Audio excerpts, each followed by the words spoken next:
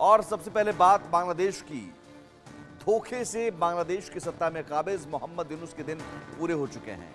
उनकी सत्ता से जाने का काउंटडाउन चालू हो गया है। उनकी तख्ता पलट की तैयारी हो चुकी है और जिन छात्रों की मदद से यूनुस बांग्लादेश की सत्ता में आए थे, अब वही उनके खिलाफ सड़क पर उतर चुके हैं और उनके इस्तीफे की मांग कर रहे हैं। लेकिन कहानी इतनी भर नहीं है। बांग्लादेश आर्मी में भी तख्ता पलट की खबर आ रही है। पूरा मामला क्या है, जानने के लिए ये रिपोर्ट देखिए।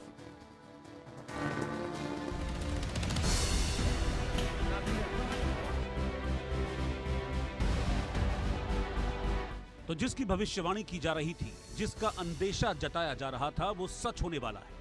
बांग्लादेश में एक बार फिर 5 अगस्त 2024 की तस्वीर दोहराई जाने वाली है। बांग्लादेश में एक बार फिर तख्ता पलट होने जा रहा है। लेकिन इस बार तख्ता पलट केवल सत्ता पर काबिज मोहम्मद यूनुस का नहीं, सेना में भी होगा।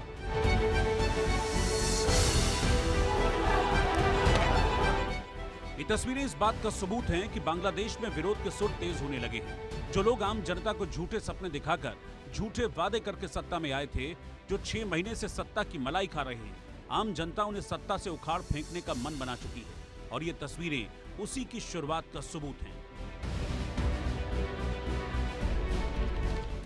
जिन छात्रों की मदद से मोहम्मद यूनुस बांग्लादेश की सत्ता में आए थे, अब वही छात्र यूनुस के लिए सड़क पर उतर आए। ढाका में छात्रों ने यूनुस के खिलाफ विरोध शुरू कर दिया है। ढाका यूनिवर्सिटी के छात्रों ने पूरी रात यूनुस सरकार के खिलाफ हंगामा किया। छात्रों की आवाज को दबाने के लिए यूनुस की फोर्स ने छात्रों पर कार्रवाई की। बांग्लादेश सुरक्षा बलों से झड़प में कई छात्र घायल भी हो गए।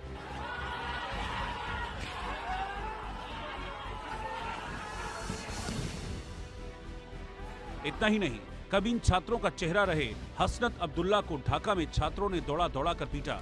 हसनत अब्दुल्ला छात्रों से बचकर भागता हुआ दिखाई दिया।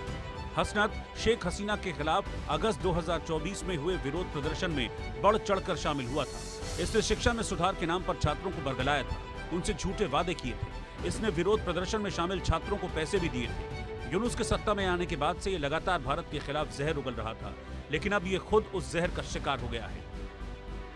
बांग्लादेश में जो हो रहा है वो आश्चर्यजनक नहीं है, क्योंकि जब इस तरह से सत्ता का परिवर्तन होता है, जब कुछ स्वार्थी तत्व एक डेमोक्रेटिक सरकार को उखाड़ कर फेंक देते हैं, तो उनके बीच में सत्ता की मलाई का बंदरबांट होना स्वाभाविक है। और जब ये बंदरबांट पूरी तरह से नहीं हो पाता है, तब उनमें आपस में लड़ाइयाँ होती हैं और एक बार फिर से सत्ता परिवर्तन की स्थिति सामने आ जाती है। बांग्लादेश में आज वही सिचुएशन है। वैसे हालात मोहम्मद यूनुस और हसनत अब्दुल्ला की ही खराब नहीं है। जिस सेना ने हसीना के तख्ता पलट में यूनुस और हसनत अब्दुल्ला जैसे लोगों की मदद की थी, उसमें भी फूट की खबर सामने आ रही है।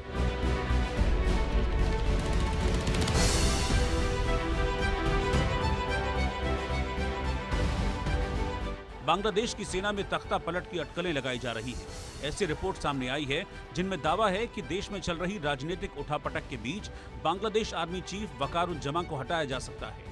कट्टरपंथी इस्लामी रुख वाले लेफ्टिनेंट जनरल मोहम्मद फैजुर रहमान सेना की बागडोर संभालने की साजिश रच रहे हैं। वो जमा के खिलाफ माहौल बनाने की कोशिश में लगे हैं। लेफ्टिनेंट जनरल मोहम्मद शाहीनुल हक और मेजर जनरल मोहम्मद मोइन खान का नाम भी इस साजिश में उछल रहा है।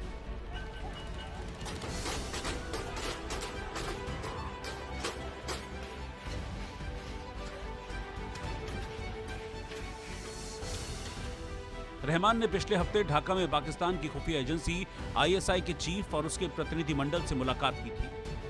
रहमान वर्तमान में सेना की कमान में नहीं है, लेकिन वो सेना के भीतर से समर्थन जुटाने की कोशिश में लगे हैं। ऐसी जानकारी भी है कि वो बांग्लादेश सेना की खुफिया शाखा DGFI का समर्थन जुटाने की कोशिश कर रहे हैं। मोहम्मद यूनुस जो सिर्फ दिखावे के लिए राष्ट्रपति हैं, उनके पास कोई ताकत नहीं है। असली ताकत बांग्लादेश की सेना के पास है, लेकिन अब उसके अंदर भी सत्ता की मलाई खाने के लिए 3-4 गुट बन चुके हैं। जनरल वकार जो कि सेनाध्यक्ष हैं, वो सेंट्रिस्ट माने जाते हैं और उनके ऊपर ये आरोप लगाया जा रहा है कि उन्होंने ही शेख हसीना को देश से भागने में मदद करी थी। जनरल वकार के खिलाफ खड़े हो रहे हैं लेफ्टिनेंट जनरल फैजुर रहमान। और फैजुर रहमान के बारे में सबको पता है कि वो पाकिस्तान की सेना और पाकिस्तान की ISI के बेहद नज़दीक व्यक्ति हैं। वो लगातार इनके संपर्क में रहते हैं और इनके साथ ही साथ वो प्रो इस्लामिस्ट भी माने जाते हैं। वो बांग्लादेश के अंदर एक इस्लामिक कट्टरपंथ को बढ़ावा देने वाले व्यक्ति माने जाते हैं। कहते हैं कि इतिहास खुद को दोहराता जरूर है। बांग्लादेश में भी वही हो रहा है। जो कल यूनुस ने शेख हसीना के साथ किया, अब वो उनके साथ हो रहा है। ऐसे में ये कहना गलत नहीं होगा कि बांग्लादेश की सत्ता की कुर्सी पर यूनुस अब कुछ ही दिनों के मेहमान हैं। उनकी जल्द विदाई होनी तय है।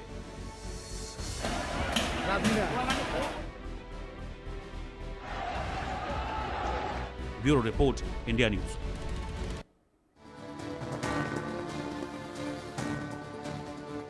यानी जो मोहम्मद यूनुस ये कहकर आए थे कि बांग्लादेश में सब हम ठीक कर देंगे, चुनाव करवाएंगे, मोहम्मद यूनुस की उल्टे विदाई होनी तय हो गई है।